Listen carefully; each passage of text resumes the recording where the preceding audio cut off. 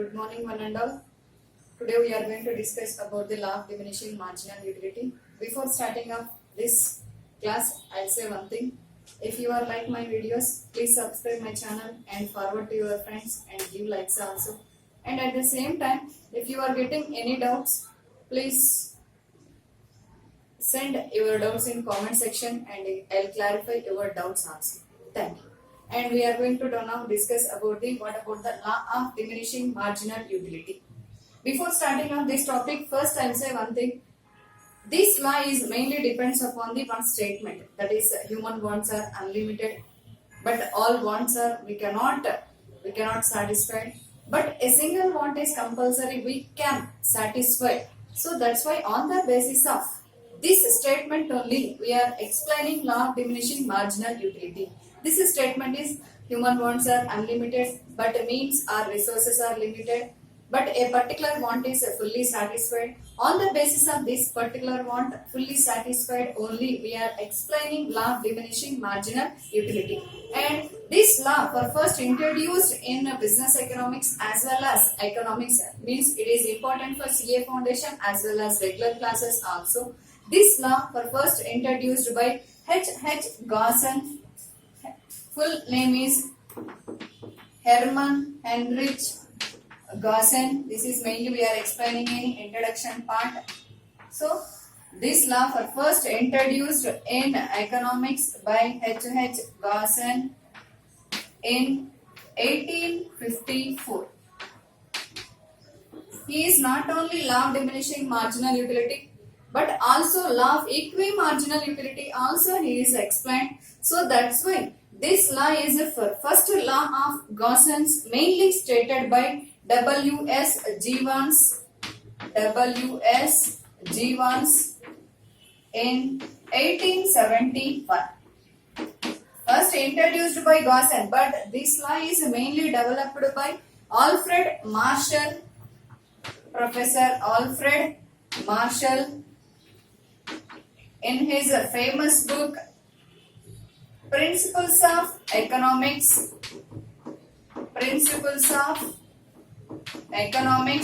Very important for CA Foundation. This book is very important. They'll ask which book is written by Alfred Marshall. So this book is written by Alfred Marshall in 1890. So based on this book only, Alfred Marshall is developed in a scientific manner of this law in economics. So, law of diminishing marginal utility were first introduced by Hermann Heinrich Gaussen in economics in 1854.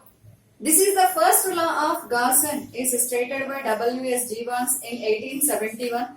Because why he is saying it is the first law of Gaussen means Gaussen is explained not only this law but also one more law is also introduced to the business economics as well as economics, that is law of marginal utility. So diminishing marginal utility is the first law, equimarginal utility is the second law of Gaussen's, and but this law is developed in a scientific manner by our famous economist Alfred Marshall in his famous book Principles of Economics, published in 1890.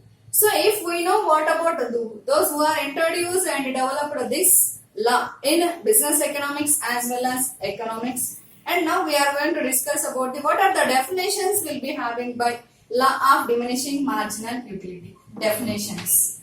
We are having two definitions to the law of diminishing marginal utility. For first definition is given by Alfred Marshall and second definition is given by Kenneth Boulding. So first definition is given by Alfred Marshall and second definition is given by Kenneth Boulding. Simply we are saying K.E. Boulding. So for first we will discuss about what about the Alfred Marshall definition. Alfred Marshall. According to Alfred Marshall, the additional benefit which a person derives from his given increase of his stock of a thing diminishes with every increase in the stock that he already has. Here, definition simply we are saying is very easy, but explanation is we need. So according to Alfred Marshall, we are saying if a person goes on consuming more and more units of one commodity, the additional satisfaction of the additional unit of commodity goes on falling because already he is consumed more and more units from starting to. So that's why additional benefit goes on consuming by the consumer, then additional units will give less and less satisfaction to the consumer. So that's why here according to Alfred Marshall we are saying the additional benefit which a consumer derives from his given increase his stock of a thing is nothing but one good, one commodity, units of the commodity is increasing for the consumption purpose. When he is increasing the consumption of the units of one commodity, then the additional benefit goes on falling or diminishes. Main reason is because already he is consumed, already he is consumed, that's why the additional benefit or additional satisfaction goes on falling. That is the definition is given by Alfred Marshall. And one more definition is given by K.E. Boulding, that is here we are saying many more commodities in the society for consumption purpose. But according to K.E. Boulding, keeping the constant of consumption of all the commodities and increasing the consumption of only one commodity, when we are increasing the consumption of only one commodity, when we are keeping the constant of consumption of all other commodities, then additional consumption of the variable commodity must eventually decline. Eventually is nothing but step by step it will be decreases. I'll give one example. If you are feel very hungry, then now you are not having any food, you are having fruits. For example, apple. Then first you are taken one apple you are taking very fast, and second one is very slow, third one is again slow, fourth one most probably we are not. When you are feel very hungry, then only you are taking 3. Otherwise most probably 2 is maximum is enough. When we are taking first one is very fast, second one is very slow, and third one is again and again slow. Main reason is when we are feel very hungry, then we are taking any food item is very fast. And second one, why we are taking little bit slow? Because already our want is little bit satisfied.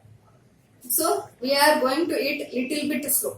Again we are taking means again we are going to slow. We are not having any evidence for this. When the consumer goes on consuming, for first is very fast, after that is slow, after that is very slow. That is we are not having any evidence, but self-evident. Each and every person, they are only evident for this law.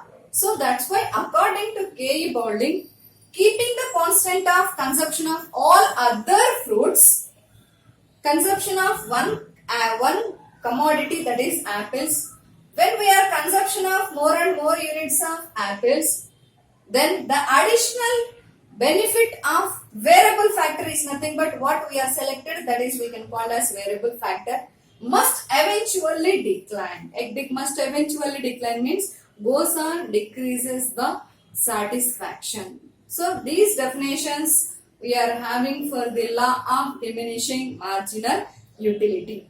So before explaining of this law of diminishing marginal utility assumptions, first we will discuss about what about the total utility and what about the marginal utility. Then we will discuss the assumptions for this law. So next we are going to discuss about the next one is total utility. Total utility. It will be, we are always showing in simple form TU. Total amount of satisfaction means how much satisfaction will be getting by the consumer through consumption of all units of one commodity is we can call as total utility. For example, now only we are taken one example for explaining of this law, that is apples only we are taken. For example, one first apple will give satisfaction is 20 utils. Next only first one only 20, second one 15, third one is 10. Like that we are getting satisfaction means how much we are getting the satisfaction through consumption of all units of one commodity, that is apples. How much satisfaction we are getting through consumption of all units? If we are adding up of these are all satisfaction, then we will get how much satisfaction, that is we can call as total utility. So for calculation of total utility, we are using one formula also, that is TUX. X is nothing but one commodity. Here we are taken example is apple. So here we in the place of apple we are taken X. F of QX. Quantity. How much quantity of commodity X we are consumed. That is only we are taken as here. So TUX means total utility of X commodity. F is always shows the functional relationship between these two. QX is nothing but quantity of commodity X. This is what about the total utility. Now we are going to discuss about the marginal utility. Marginal is simply we are always saying as a one blind word. Meaning of this one is additional. It is very important point. After the second, after means marginal means word meaning is always same. Based on the second word only we are saying meaning is different. But first word meaning is always we are saying as a additional. Marginal means additional. Then what about the meaning of marginal utility? Marginal utility is the additional utility by consuming one more extra unit of the commodity.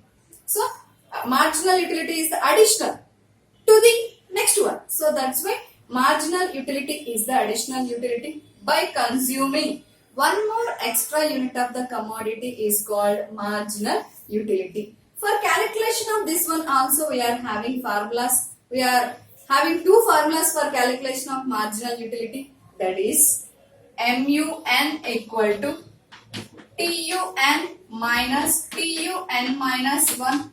This is the first formula. Here MUN means marginal utility of nth commodity equal to total utility of nth commodity minus total utility of n minus 1 commodity. So whether we are using this formula or otherwise we'll be having one more formula for calculation of this one, that is Mu equal to delta Tu by delta Q. Here delta is indicates in economics, that is change. So marginal utility equal to change in total utility divided by change in quantity of commodity. Already we are taken example, that is for example first apple 20, second one is this is, if we are adding this is, then we are getting total utility. So first one how much we are given, total utility how to we are calculating, quantity is here 1, 2, 3, total utility is 20 is the first one, 2 apples are 35, 3 apples are 45. So how much total satisfaction is 45 we are taken. Then what about the marginal utility? Change in total utility divided by change in quantity. How much change in total utility? 15. Means first we are not having any seeing of changes here. So marginal 0 to 1 is additional to the consumption. So 20 is the marginal. Then what about the only second apple, how much satisfaction will be getting by the consumer? So change in total utility is 15 divided by change in quantity is 1. 15 by 1 equal to 15. That is the addition. So that's why we are having two definitions to the marginal utility, that is marginal utility is the additional utility by consuming one more extra unit of the commodity, that is also marginal utility, or it is addition made to the total utility by consuming one more extra unit of the commodity is also we can call as marginal utility. This is what about the introduction of, and what about the statement, and what about the definitions, and what about the total utility and marginal utility. Based on this is only we are explaining this law also, and we will discuss what about the assumptions for this law in next video. So this is what about diminishing marginal utility introduction part and statement also. If you are like this video, Please subscribe my channel and forward to your friends. Thank you.